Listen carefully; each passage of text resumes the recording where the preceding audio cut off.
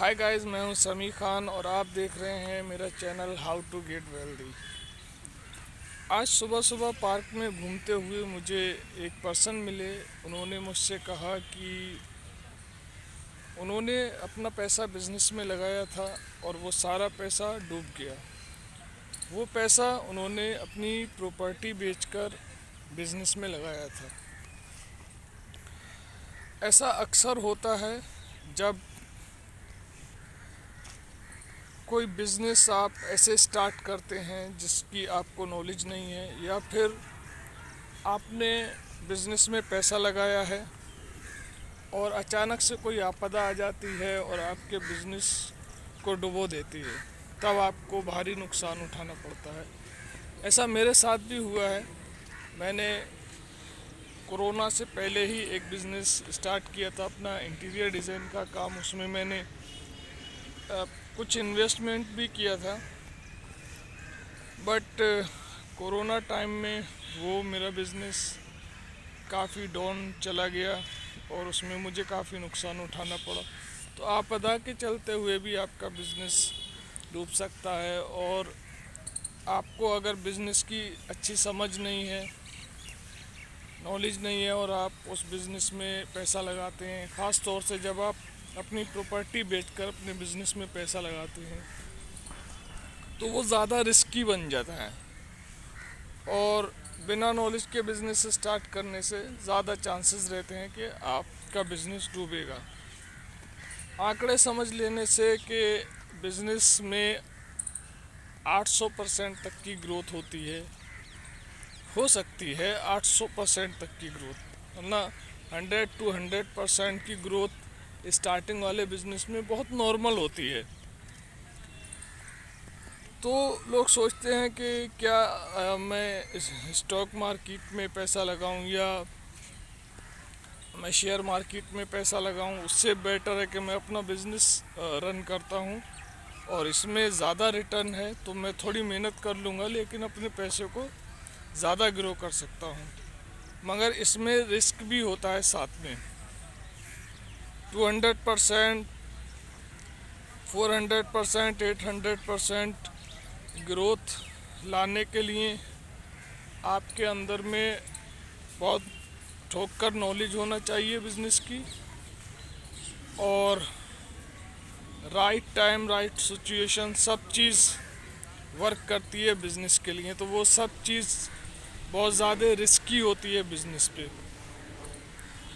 तो ये सब सोच समझ कर आप बिज़नेस को स्टार्ट कर सकते हैं, वरना आप ज़्यादा सेफ है कि आप अपनी प्रॉपर्टी को बना रहने दें, प्रॉपर्टी बेचकर बिज़नेस ना करें। जब तक बिज़नेस में इतनी श्योरिटी ना हो कि आप बिज़नेस चलाएंगे, वो 100% बिज़नेस वर्क करेगा। अगर कोई प्राकृतिक आपदा नहीं आती है, तब आप कॉन्फिडेंट हैं, आप में नॉलेज है, तो आप करिए। वरना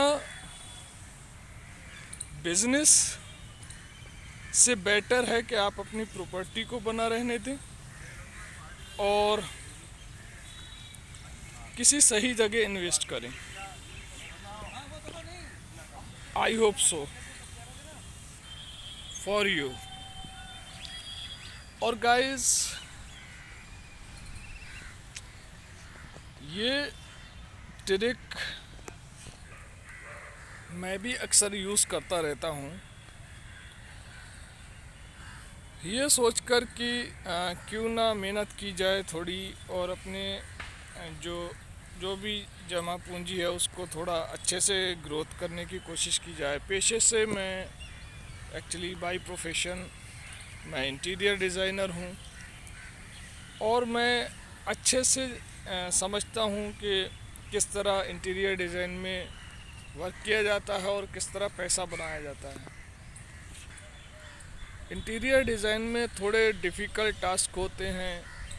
जिस बंदे का भी हम घर डिज़ाइन कर रहे हैं, तो उसका 100% सेटिस्फेक्शन का बहुत ज़्यादा मसला रहता है, और थोड़ा टफ जॉब इसलिए भी है क्योंकि इसमें बहुत सारी मटेरियल्स की नॉलेज, मार्केट के प्राइसिंग की अपडेट नॉलेज और अपडेट डिज़ाइनिंग की नॉलेज बहुत सारी चीज़ें लगती हैं साथ में, प्लस इसमें 100% कॉन्शियसली आप इस वर्क को करते हैं, तभी आप अच्छे से इस काम को कर पाएंगे। तो ये इंटीरियर डिज़ाइन का जो काम होता है ये काफ़ी फोकस मांगता है और काफ़ी इंटेंशन के साथ इस काम को करना होता है। इसके बावजूद अगर जैसे अभी कोरोना के टाइम पर बहुत सारे बिजनेसेस रन कर रहे थे, लेकिन इंटीरियर डिज़ाइनिंग एक ऐसा वर्क था जो हम लोग घर के अंदर जाकर करते हैं। मीटिंग उसमें ज़्यादा रहती हैं, तो मीटिंग्स का उसमें रेस्ट्रिक्शन आया। कोरोना के टाइम पे मीटिंग्स होना पॉसिबल नहीं था और घर में घुसकर काम होता है, इसलिए वो चीज़ अलाउ भी नहीं थी कोरोना के टाइम पे। तो इंटीरियर डिज़ाइन के बिज़नेस पर ज़्यादा फ़र्क पड़ा था। तो कुछ बिजनेसेस ऐसे होते हैं जिसमें कुछ पार्टिकुलर जो चीज़ें रहती हैं, जैसे कोरोना इंटीरियर डिज़ाइन के बिज़नेस पे ज़्यादा इफ़ेक्ट करता है। ऐसा ही कोई ना कोई प्राकृतिक आपदा या कोई सिचुएशन ऐसी होती है जो किसी पार्टिकुलर बिजनेस पर ज़्यादा इफ़ेक्ट करती है।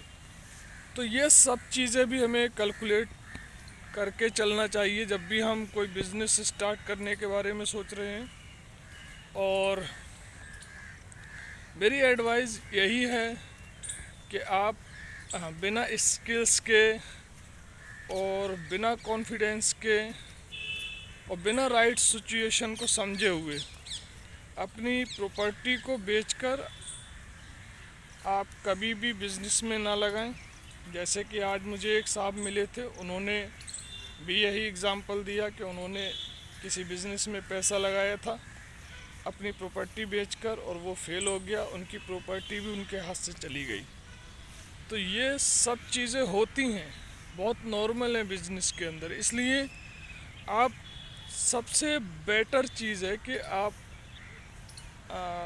कोई ना कोई सेविंग प्लान या कोई इन्वेस्ट उसको इन्वेस्ट कर सकते हैं। फिर किसी ना किसी पार्टिकुलर इन्वेस्टमेंट प्लान के साथ, चाहे आप SIP कर लीजिए या फिर जो बैंकों वाले जो प्लान्स होते हैं उनमें आप कोई चूज़ कर लीजिए, या फिर उससे बेटर है कि आपको अगर शेयर मार्केट की थोड़ी समझ है तो आप शेयर मार्केट में इन्वेस्ट कीजिए।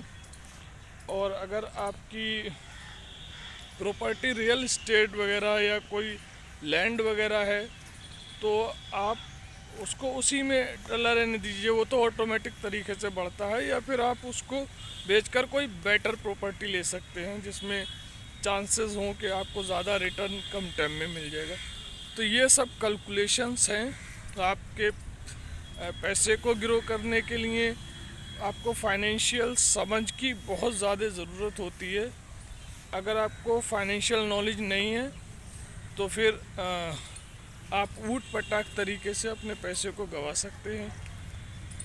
और मेरी एडवाइस यही है कि आप पहले फाइनेंशियल नॉलेज गेन करें ज़्यादा से ज़्यादा, और फिर आप टेस्ट एंड ट्राई कर सकते हैं अपने प्रॉपर्टी को लेकर, अपने पैसे को लेकर। तो आज की वीडियो यहीं तक थी। उम्मीद है टॉपिक आपको समझ आया होगा कि रिस्क लेना है, लेकिन कैलकुलेटिव रिस्क लेना है, ऊट पटाक रिस्क नहीं लेना है। Thank you for watching this video till here. फिर मिलते हैं किसी अगली वीडियो में अगले टॉपिक के साथ।